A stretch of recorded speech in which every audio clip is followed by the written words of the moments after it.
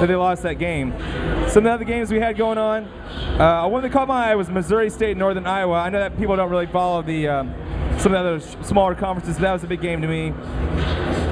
I'll tell you the one I did see. What's that? The Murray State one. Just because that, you know, since ESPN has been plastering that on their title screens, I actually went and watched that one. Yeah, and, I've been saying the whole time that they're going to go undefeated. Yeah. And the thing is, I don't know how good they are because they keep on playing these terrible teams. Exactly. The game you saw yesterday was against Eastern Illinois, and they dusted them. Yeah. And the rest of the games they play are against the likes of Southeast Missouri State. If you have to start getting directional with your school, that's not a good sign. Tennessee Martin, Tennessee State, Austin P. Austin P is not that bad. How about Southeast Missouri State? Yeah. And then they finish out with some of the same teams again. I think there's a very good chance, Gons, that they could maybe go probably 28-0 going into the conference tournament. Let me ask you this. With that team, from what you've seen, what would you say is their key factor in winning? Is it their ability to pass distribute, or are they really good as far as on a rebounding end? I mean, I caught a little bit of it. They seem pretty well balanced from what I saw in that game, even though it was somewhat of a scrub team. But from the games that you've seen, what would you say is like the I'll say right off the bat, it's kind of tough to watch Missouri Murray State. I know, exactly. Mostly because they're not on TV a lot. You really have to stick out their games. But the other thing is that they're so experienced and a veteran team, they know how to play together. So it's not like some of these other teams that are kind of figuring it out, whereas like a Kentucky where it's like you're hitting the reset button every year, trying to get all the freshmen in. It's more their experience they rely on that keeps them going. What about somebody brought to my attention earlier, Washington versus Arizona? Well, no, that was an interesting game, mostly because Tony Roten Jr., who one of our guys we had on earlier from one of the brands, that was one of his guys. But that guy had a monster dunk. Gons, we should run down some of the top one seeds. I know we did it on Thursday, top seeds. Go for it. Why not? I think Ohio State has pretty much a lock for a one seed. Oh, yeah. I think Kentucky. I think Kansas, even despite that loss, I think they're still going to end up winning the Big 12. I think Missouri could get there and Baylor could get there. It's just going to be so tough to go to beat Kansas over and over. I just don't really see it. This Kansas team is just too well coached. I don't think they have the most talent. I think that's probably Baylor, but I think they're probably going to be right in the mix. And then you could still even say maybe Duke. North Carolina and Duke are going to be right there with it. That's going to be a big game coming up this next month in February is North Carolina, I think, is hosting Duke. Yeah. That's the one I'm most curious about because that team, I don't know, ever since Hansborough left, that quote-unquote swag is not there at all. It's been very mediocre at best as far as on an energy level with that team. Well, I really haven't seen that maturity growth from this North Carolina team. They don't have any junkyard dogs. They don't really have any of those guys that you can really count on. So Tyler Hansborough was one of the few guys that's been there that's been a real leader. Whereas Harrison Barnes, we're still looking for it from him. We got Adam jumping back on here. Adam, we're still just talking about college basketball and whatnot. We got into some little Murray State action. Still undefeated? Still undefeated. Well, you pretty much said that they're going to go undefeated through the season. But they're playing the likes of Southeast Missouri State. When you start getting these directional schools on your schedule, it's, you shouldn't be worried. East, Northwest, Illinois. I think they can go 28-0. I think they can. Now, in the conference tournament, all the bubble teams need to hope that they win because if they lose and let another team in, Murray State's going to get that at-large bid, so it's going to be really tough for one of these the bubble teams. Now, if Murray State goes undefeated, where do they end up being seeded? I have no idea. I think they could be as high as a 2 seed or as low as a 4 seed. I think you couldn't put them at 5 seed because that would kind of say they're in the top 20. I think they're kind of above that. I'm not sure how much higher above that, but I think they're kind of above that. And how far do you think they will last into the? I want to see them at least make it to the second weekend. So second weekend, at least get to the Sweet 16. They should at least get there.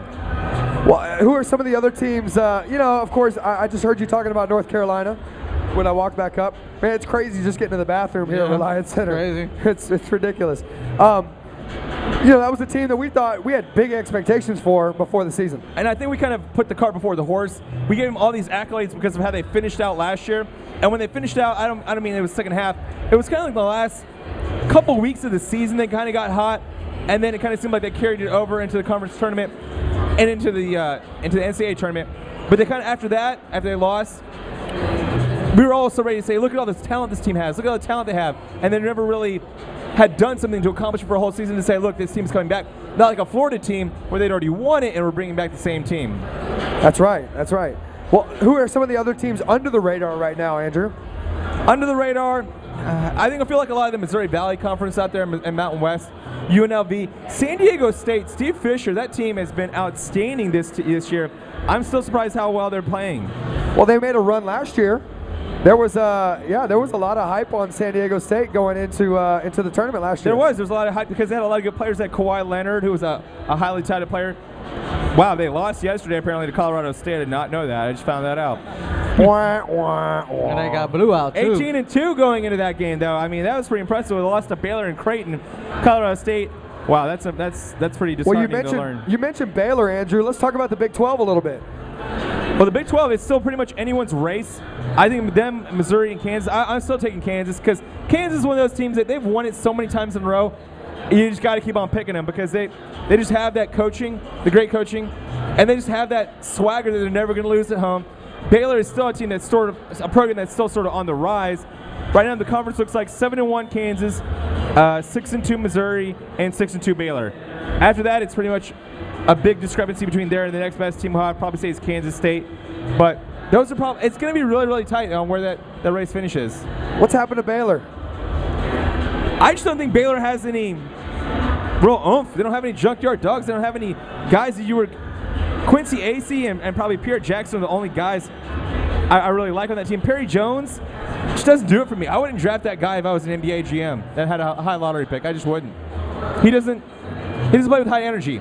He has, for a guy that's to be like, he's kind of like a Chris Bosh player that's very athletic and wants to kind of take you off the dribble outside, but doesn't want to use his size and athleticism to get down the lane or kind of create his own shot. We would call that soft. Soft. Dirty South. He's soft. All right. Well, hey, March Madness is right around the corner. Into the regular season, usually first week of March. Is it? Yeah, that's when we start getting around conference tournaments. I know the first one is usually the Horizon, and that's the first one that usually gets underway. But after that, it starts picking up right after that. Now, most of the season we had Syracuse up there at the top. Syracuse has kind of fallen off a little bit. They have fallen off a little bit, and I think they're going to get right back on top. But there's a lot of questions about they don't have that one go-to guy. I mean, they have Jalen Waiters who comes off the bench. It's kind of like their best player as a sixth man, but they don't have that guy that's at the end of the game we're going to give the ball to him. I think Kansas has that guy. They have a Thomas Robinson. I think Kentucky has that guy. They can give the ball to Michael Gilchrist. I think a few other teams and that's a big thing that's undervalued in these other under-the-radar teams, like a Creighton. They can go to McDermott. That's a great player. Some of these guys are some of the lesser teams, but have that go-to player. They can rely on him. But some of these other teams, I'm not so sure they have them. So, you got somebody in the crowd here shouting out Michigan. How's Michigan looking? They're looking pretty good this season. I'm not sure if they're going to win the conference or anything like that, but it's a very tight conference race between them and Ohio State and Wisconsin. Wisconsin's kind of fallen off. I think they do a little bit better, so that's kind of surprising. I still think that's Ohio State's to win, but Michigan's had a very good season. Who's your player of the year so far? I think you have to say Thomas Robinson. He's just had a monster season with the rebounding. And you also have to look at the factor that he's basically willing this team to be as good as they are. This team probably no one thought was much as going to win the division, conference, much less be a team that could be bidding for a number 1 seed. Now, they started off the year 6-3, which was surprising to a lot of people. Yeah, they had a home loss, I think, to Davidson, which everyone was like, what? Like, that kind of caught everybody off guard, but it's kind of surprising. I'm looking forward to some of the games for this Monday tomorrow, Adam. On Monday? Yeah, we got Missouri at Texas. It's Big Monday on ESPN. Monday. Missouri at Texas, Pittsburgh at West Virginia. If West Virginia loses that game, I'm gonna have to start docking them some serious cred. Can I ask you something about Pittsburgh? Sure. Jamie Dixon's team. This was. Yeah, Gons brought him up earlier. I don't know what the deal is right there right now. I don't know if it's a lack of talent or a lack of leadership. They just don't have the players on that team where they should be performing. I guess not, because they kind of overachieved for a few years. And then all of a sudden, what happened to him? Because Jamie Dixon was touted as one of the best young coaches in the league. And he has been for a while. Some of the other big games coming up this week, Adam. On Tuesday, there's going to be Kansas State at Iowa State. Iowa State just beat Kansas at home. So, let's see if they can do it again. At Fog Allen. No, they beat them at Ames, Iowa. Okay. And they can beat Kansas State at home. Because right now, running in 4th place is Iowa State in the Big 12. So that may be a proving game for them. Michigan State at Illinois. Michigan State has been hanging really tough. That's a team that I think Draymond Green doesn't get enough credit on that team.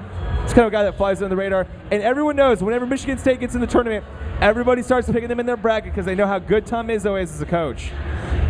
Tom to the Izzo. All right, we're getting close to the top of the hour. Well, hey, you know what? Keep it locked to the Martinez Report for all of your college basketball insight. And as we get closer and closer to March Madness, you'll be able to hear all the games on Sports Talk 790. That's right. We're going to be leading up into that, trying to do our own brackets here. Maybe I might be out in Vegas for the game, so send me your little parlays. We're definitely going to go to the Final Four in New Orleans. That's going to be exciting. Absolutely. Hopefully it'll be better than the one we saw this past year that I went to. That was just kind of a stinker with the Butler game. Yeah, the Butler-UConn game It was close till halftime, but you know. Yeah, it really didn't turn out to be the nail-biter that we thought it was going to be. Played actually not too far from here. That's true. Yeah. That's true. Right across the way, right? Yeah. That's right here at Reliant Stadium. We are here for the H-Town Sneaker Summit, of course, in the Reliant Center. And you're riding with Soccer Talk Luis, Andrew Martinez, my man DJ Gons, and me, Adam Rapp. And we're going to go to the top of the hour, take a quick break, and on the other side, we'll continue in the Martinez Report, talk some baseball. So you guys stick around right here on Sports Rap Live.